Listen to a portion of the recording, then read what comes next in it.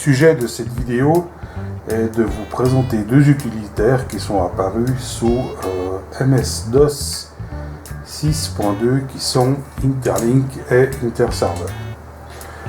L'objectif était de pouvoir faire communiquer ou transmettre des données ou copier des fichiers en deux ordinateurs via un câble sériel ou un câble parallèle qu'on branche directement dessus. L'avantage de ce genre de choses, c'est tout le jeu d'instructions MS-DOS fonctionne, donc on peut assez facilement copier des gros fichiers, des fichiers qui sont plus gros que la capacité d'une disquette. Je vous rappelle qu'à l'époque, les disquettes en général avaient des capacités de 1,44 MHz, voire des répertoires entiers ou des programmes entiers par ce biais-là. Donc ici, je vais vous présenter le matériel que j'ai utilisé pour cette démonstration. Donc on voit qu'il y a déjà deux ordinateurs portables. On a celui-ci, c'est un compact. Voilà, vous voyez que c'est vraiment un ordinateur plus ou moins des années 90. Je vais vous essayer de vous montrer un peu la connectique. Ici, j'ai un lecteur de disquette. Ici, j'ai des ports PCM-CIA. Ici, j'ai un port pour un moniteur externe, le port série, le port parallèle. Ça, c'est un port propriétaire compact pour une docking station. De ce côté, on n'a rien. Et puis sur le devant, on n'a rien.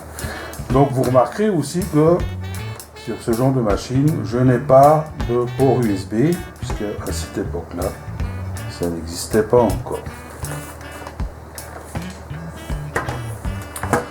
Ici, j'en ai un autre qui est plus petit, de la même époque. En fin de compte, ces deux ordinateurs sont de la même génération, ce ne sont simplement pas deux modèles identiques. Et donc là, de nouveau, si je regarde la connectique, donc j'ai un port PCM-CIA. Sur l'arrière, je vais retrouver un port série, un port parallèle, de nouveau un port propriétaire, ça c'est l'alimentation. De ce côté, ça c'est les boutons de la souris, il a un trackball intégré, ça vous le verrez plus tard. Mais aussi, pas de port USB, pas de carte réseau interne, pas de Wi-Fi, pas de toutes ces choses qu'on trouve maintenant d'office dans les machines modernes. Lui, vous avez vu, il n'a pas de lecteur de disquette, mais était livré en son temps avec un lecteur de disquette externe, voilà à quoi il ressemble, qui est relié à une carte PCM-CIA qu'on met dans le port, et donc j'ai quand même un moyen de transférer des données. Mais le sujet du jour n'est pas ici. Le sujet du jour, il est beaucoup plus ici. Voilà. C'est le câble sériel que je vais utiliser aujourd'hui pour vous faire cette démonstration. Alors, câble sériel, de chaque côté, voilà, j'ai des prises, pardon, il faut que j'utilise celle-là. On a des prises 9 pins femelles, à savoir qu'en réalité, vous avez au maximum 5 fils qui sont brochés sur cette prise, donc 9 pins c'est largement suffisant. Maintenant, pour une raison qui me paraîtrait assez étrange aujourd'hui, eh bien il existe une prise 25 pins pour un câble sériel. J'ai toujours que 5 fils qui sont brochés, mais la norme existe. Et typiquement sur l'Atari, il y a un port série qui a une prise en 25 pins. Donc ici, j'ai un peu compliqué la chose parce qu'il est bien clair qu'on trouve des câbles sériels où j'aurai simplement un câble avec une prise comme ça à chaque bout. Ici, j'ai un peu ces petites choses qui sont ici. Alors, pourquoi j'ai mis ça ? Lui, c'est uniquement parce que j'ai des diodes lumineuses, ça va me rendre visible le trafic des données physiques. Donc quand il y aura des données qui passent de l'un à l'autre ou de l'autre à l'un, on verra tout simplement par l'activité des LED que des données transit. Ce dispositif-là est un peu plus intéressant. Vous voyez qu'il est marqué nul modem et j'ai même un petit schéma dessus. Effectivement, ce type de câble est prévu pour brancher un ordinateur sur un périphérique. L'ordinateur va être considéré comme un émetteur et le périphérique comme un récepteur. Le périphérique, on va dire essentiellement à l'époque, c'était des modems pour qu'on puisse se connecter à Internet ou même encore avant, qu'on puisse se connecter à ce qu'on appelait des BBS, des Bulletin Board System ou des choses comme ça. Donc le modem est un périphérique. Où je me branche, c'est aussi beaucoup utilisé dans le monde industriel. On se branche sur des boîtiers de commande de toutes sortes d'appareillages. Ça peut être des climatiseurs, ça peut être des chauffages, des commandes d'ascenseurs, des commandes de toutes sortes d'appareils, où on a un logiciel de diagnostic pour aller chercher des codes d'erreur, des codes panne ou des choses comme ça. Et bien le problème ici, c'est que je vais connecter deux ordinateurs ensemble. Donc, en quelque sorte, deux émetteurs. Et si j'utilise un câble standard, ben ça ne fonctionne pas, tout simplement, puisque on a un fil qui s'occupe de l'émission des données, le TXD, Transmit Data, sera branché sur le pin du Transmit Data de l'autre ordinateur. L'autre pin qui s'appelle RxD, le Receive Data, celui qui reçoit les données, est branché sur la pin qui attend les données, qui est là pour recevoir les données de l'autre ordinateur. Donc ça ne fonctionne pas. Il faut en réalité croiser ces deux fils pour que le pin qui émet les données les envoie sur la pin qui doit les recevoir sur l'autre ordinateur et vice versa, bien entendu. Donc c'est ce qu'on appelle un câble nul bonhomme. Donc on trouvait aussi des câbles sans toutes ces petites choses là au milieu. Notez nul bonhomme ou directement dans le brochage, les câbles sont croisés. Dans notre cas, dans la démonstration, les fils sont croisés dans ce module ici, mais ça me permettait d'utiliser ceci pour un peu imager ce qui se passe. Donc un câble sériel. Qu'est-ce qu'il a de particulier? Eh bien, c'est bien dans son nom, c'est un câble qui envoie les données en série. C'est-à-dire que là, j'ai que deux fils qui envoient et reçoivent des données. Donc, chaque bit est envoyé l'un après l'autre. Si on envoie un byte, vous savez qu'un byte, c'est un groupe de 8 bits. Donc, ça va être un groupe de 8 petits 1 et de 8 petits 0 qui forment un byte. Si je transmets un byte d'un côté à l'autre, ben mes 8 petits bits vont passer l'un derrière l'autre à travers mon fil TXD, RxD. On arrive assez rapidement à des vitesses de 115 000 baux. Ça va être le cas dans la démonstration qu'on arrive ici.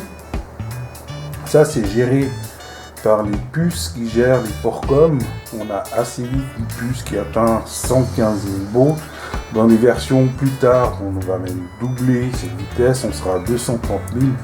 Mais ces vitesses apparaissent à un moment donné où ce type de technologie devient obsolète et est remplacé par d'autres types de technologies. On a entre autres les lignes ADSL qui commencent à apparaître pour des connexions Internet et on va faire passer ce type de trafic sur la carte réseau. Si je reprends aussi l'Atari, qui est plus ancien que ces deux machines, son port communication, lui, est limité à 9600 baux. Interlink et Interserver est aussi capable de faire passer des données par le câble parallèle. Le câble parallèle était essentiellement utilisé pour tout ce qui était imprimante. On mettait des imprimantes matricielles, on mettait les premières imprimantes laser derrière un port parallèle. Comme son nom l'indique, les données sont envoyées en parallèle. Donc les ports parallèles sont des ports 25 broches. Et là-dessus, il y a 8 pins qui sont dédiés à la transmission des données. Et en fin de compte, quand j'envoie un byte d'une machine à l'autre, je le fais en une seule fois, puisque chaque bit sera transporté sur un canal différent. Donc ça nous amène des débits de vitesse beaucoup plus importants que sur un port sériel. À nouveau, on va buter sur le même problème. Le PC est un émetteur, les périphériques sont plutôt des récepteurs, donc j'envoie mes données d'une certaine manière dans le câble pour que les périphériques fonctionnent. Si j'utilise ce câble pour brancher deux ordinateurs ensemble et faire un transfert de données, eh bien cela ne fonctionnera pas. Il faudra une version adaptée du câble parallèle pour ça, qu'on appelle un data link, où certains fils, le brochage de certains fils sont croisés. Alors, même principe que le câble sériel, mais là il y a plusieurs fils qui sont croisés. Et je peux faire une transmission de données par un câble parallèle. L'avantage du câble parallèle, c'est que le débit des données sera beaucoup plus important. Alors pour la démonstration, j'ai un peu regardé dans mes boîtes à malice. Eh bien, je n'ai pas de câble en data link. J'ai retrouvé donc ce câble sériel avec ce petit dispositif et je vais vous faire la démonstration avec le matériel qui est là. Bien, eh bien, je vais brancher tout ça ensemble, je vais démarrer tout ça ensemble et on va se retrouver après. Les deux ordinateurs sont branchés, le câble est branché, ils sont démarrés et tout est prêt pour la démonstration. Donc on va voir ces deux programmes, Interlink et Interserver. Donc sur cet ordinateur, j'ai installé un DOS. Vous voyez que c'est un MS-DOS 6.20 de base, rien de plus spécial.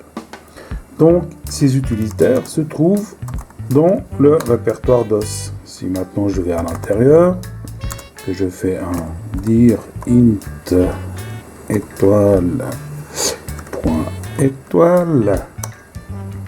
vous voyez que les deux programmes sont disponibles. InterLNK exe et InterSVR exe. Alors, ce qui est assez amusant, c'est qu'on peut les copier et les mettre sur une autre machine. J'ai testé avec une machine en DOS 5.0. Et bien ces deux utilitaires fonctionnent.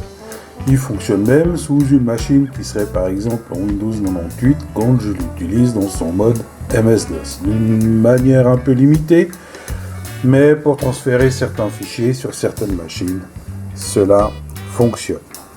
Donc ressortons de ce répertoire. Et lancer les applications. Là, je vais lancer le serveur. Je tape tout simplement Inter SVR.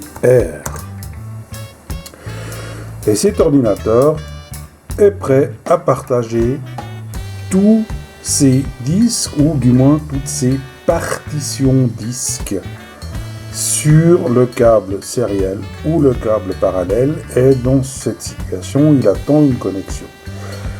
Alors on voit tout de suite la limitation de la chose, c'est que le PC qui est serveur ne fait rien d'autre. Je ne peux pas travailler ou faire quelque chose, utiliser une application, un traitement de texte ou autre, pendant que Interserver fonctionne.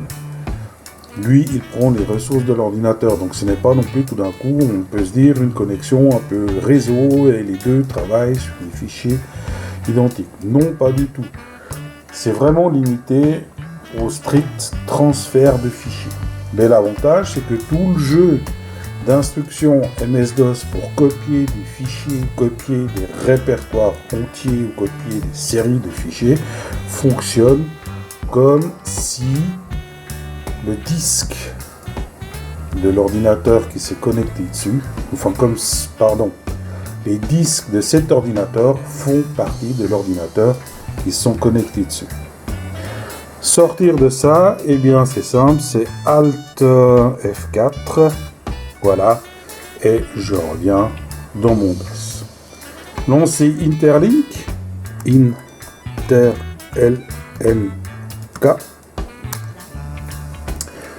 Ben là, il y a un petit problème. Hein. Vous voyez ce message d'erreur peut-être un peu sibyllin. Pour installer Interlink, ajoutez la ligne suivante dans votre fichier config6 et réamorcer. Effectivement, il faut qu'il soit chargé en mémoire au préalable. Alors, on va le faire. Donc, edit config.6.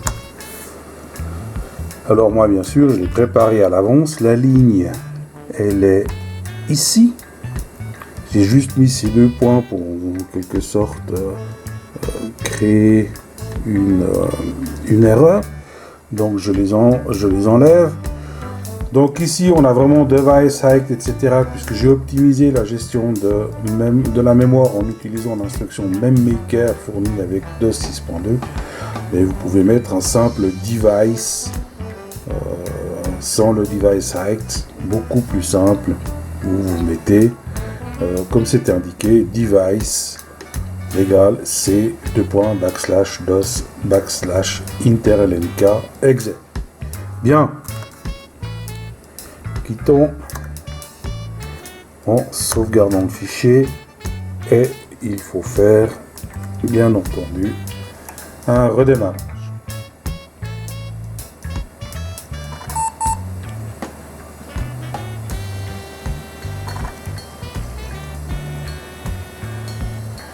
Voilà, le redémarrage est en cours. On voit que c'est un bon vieux 486. Ça prend son temps.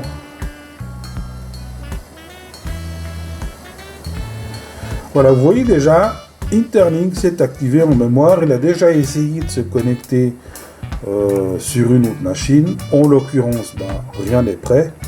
Donc, il n'a trouvé aucune connexion. Par contre, maintenant, si je lance l'instruction Inter-LNK pour Interlink, alors bien sûr que j'ai fait une faute de frappe. Voilà, qui est mieux. Vous voyez que l'instruction fonctionne. Il a recherché une connexion interserveur sur soit le port sériel, soit le port parallèle. Et en l'occurrence, il n'a rien trouvé. Bien maintenant, il est temps de passer sur l'autre machine. Voilà l'autre ordinateur. Et sur cet ordinateur, je lance le serveur.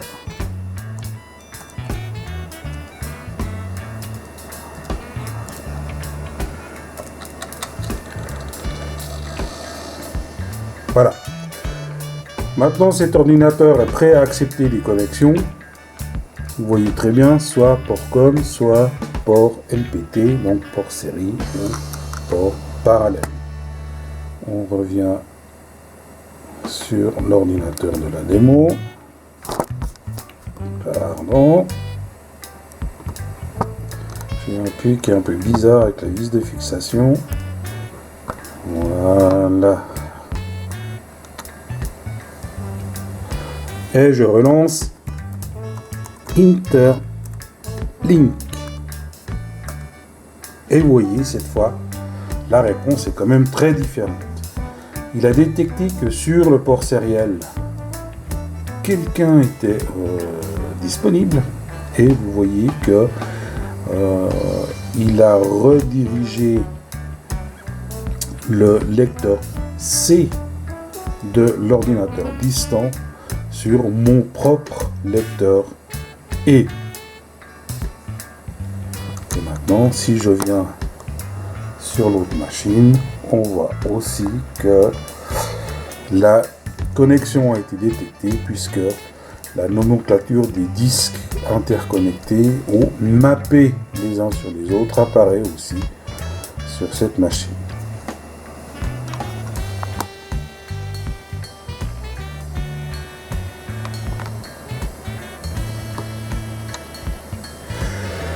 Bien, alors, bien sûr, pour cette démonstration, bien j'ai créé un fichier pour un transfert. Vous voyez que c'est ce fichier qui s'appelle DLMAST2.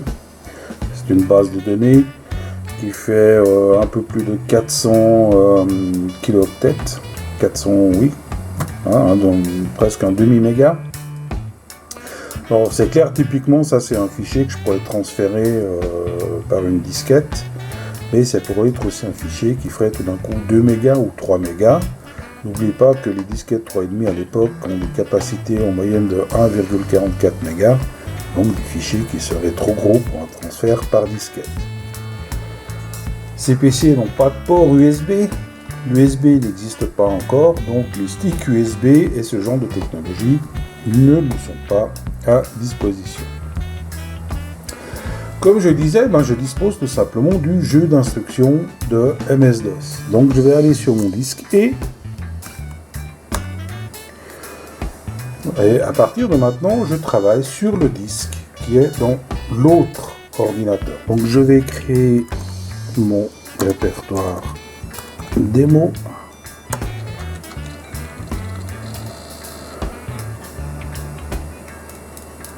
Je dis créer MD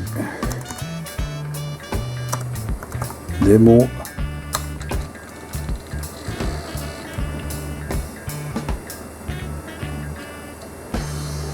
Vous voyez que les temps de réponse sont plus longs. C'est pas aussi rapide que si je travaille sur mon ordinateur en local. Je travaille derrière une connexion sérielle. Je vais à l'intérieur du répertoire que je viens de créer et donc je vais faire copie C /démo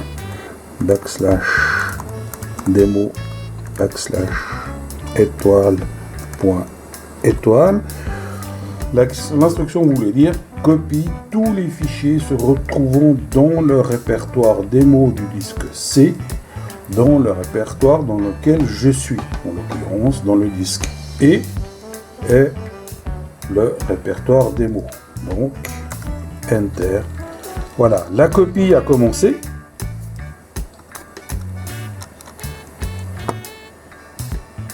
On voit sur les indications des diodes lumineuses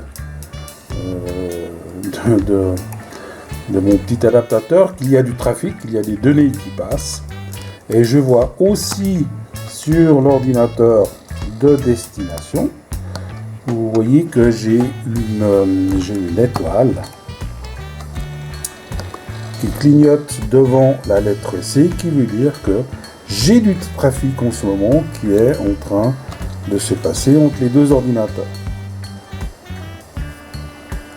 Je vais revenir sur mon ordinateur principal de la démo. Voilà. Donc vous avez vu aussi le temps que ça a pris pour juste un fichier d'un demi-méga. Donc je vous laisse imaginer un fichier de 2 mégas, 3 mégas, qui sont pourtant des fichiers assez petits, pour voir tout à coup une image un peu moderne qui peut facilement atteindre les 10 mégas si c'est la résolution qui est un petit peu importante. Voilà. Donc je suis toujours dans la machine de destination, mon fichier a été copié. Vous voyez que la réponse est toujours longue parce qu'il va me donner les capacités disques restantes de l'autre ordinateur. Voilà. Je vais revenir ici. Je suis revenu dans mon disque local.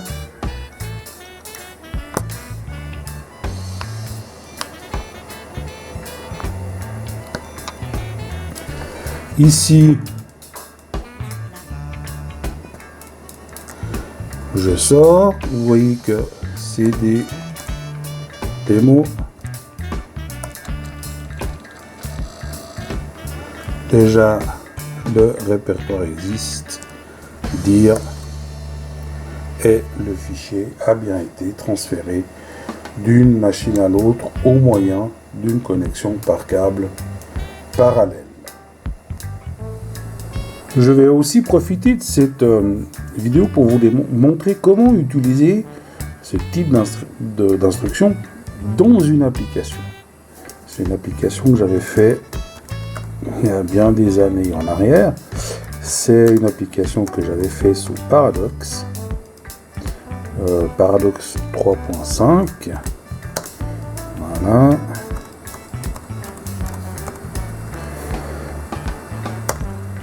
On lance l'application. Je vais aller chercher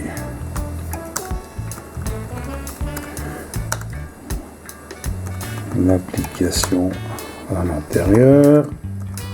Donc cette application fonctionne en local sur cet ordinateur, bien entendu, puisque ça date d'une époque où les réseaux et ce type de technologie étaient tellement onéreuses que on cherchait d'autres solutions. Voilà, j'ai lancé mon application sur cet ordinateur.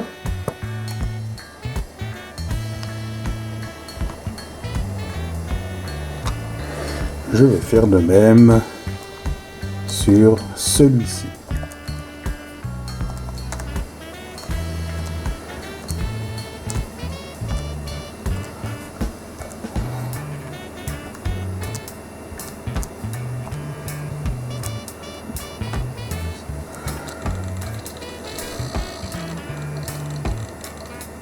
Voilà. C'est exactement la même application.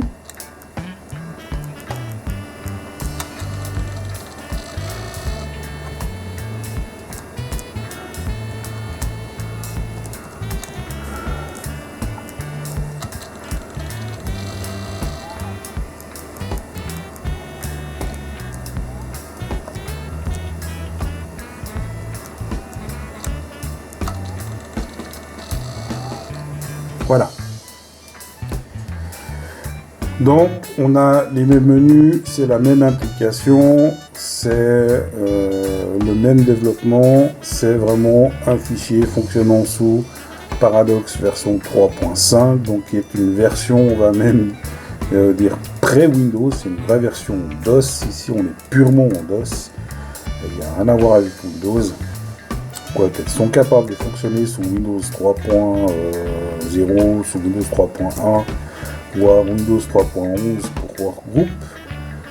On peut les faire tourner, mais dans le cadre de ces démonstrations, on est en pur DOS 6.2, pur Paradox 3.5 pour DOS. Donc dans ce menu, enfin, je vais vous mettre un peu la situation. C'est une application que j'avais développée pour que ce qu'on appelait des inspecteurs techniques puissent faire leur rapport. Et donc on avait dans l'entreprise où j'étais, où je suis d'ailleurs toujours, deux inspecteurs qui allaient visiter des ateliers de réparation pour essayer de détecter ou aider dans des problèmes techniques complexes. Et ces inspecteurs pouvaient bien sûr faire des rapports. Donc ils avaient chacun un ordinateur portable de l'époque. Je me rappelle que c'était des vieux Siemens avec des 8386. Et puis j'avais moi-même sur l'ordinateur de bureau que j'avais, on va dire au siège, eh bien la même application. Et une fois par mois, ils venaient chez nous et il fallait en fin de compte synchroniser les différentes bases de données qui étaient réparties sur ces différentes machines. Donc c'est pour ça que j'avais développé tout un système de synchronisation qui utilise Interlink et Interserver. Donc on voit ici dans le menu, j'ai une option qui s'appelle transfert de données, l'option numéro 5. Et première option, mode serveur Interlink. Voilà, j'ai bien un Interlink qui s'est activé. Je reviens sur ma machine. Option numéro 5, transfert de données.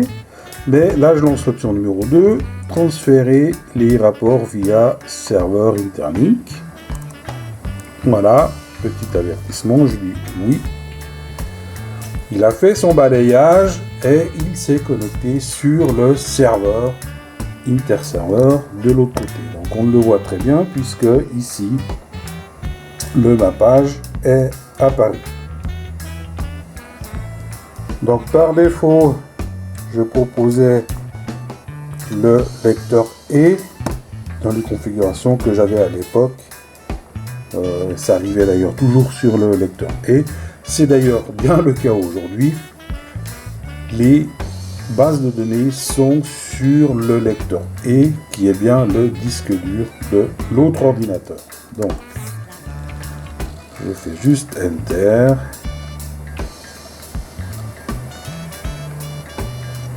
Et voilà, la procédure de synchronisation démarre.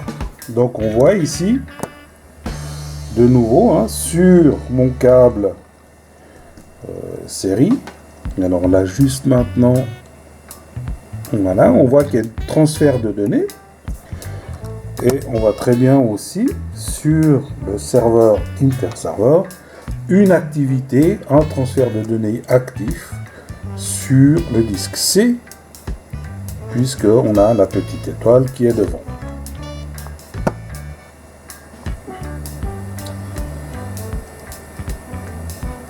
Revenons ici. Donc l'application suit son cours.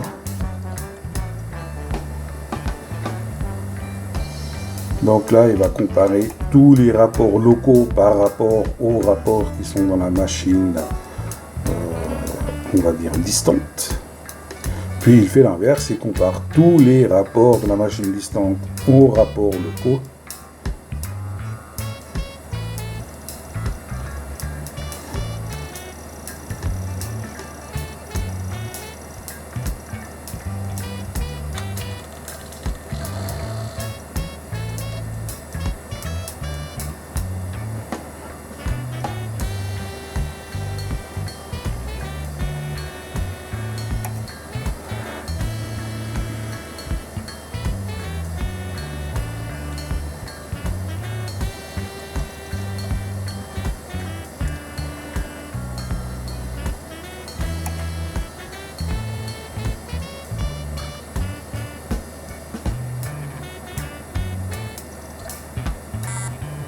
Voilà, la procédure de synchronisation est terminée.